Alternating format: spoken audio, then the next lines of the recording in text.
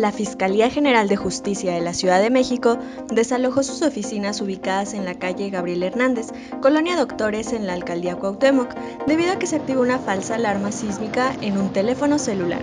Tras corroborar que la alarma no era oficial por parte del C5, se dio la indicación de que el personal podía regresar a sus labores sin riesgo alguno.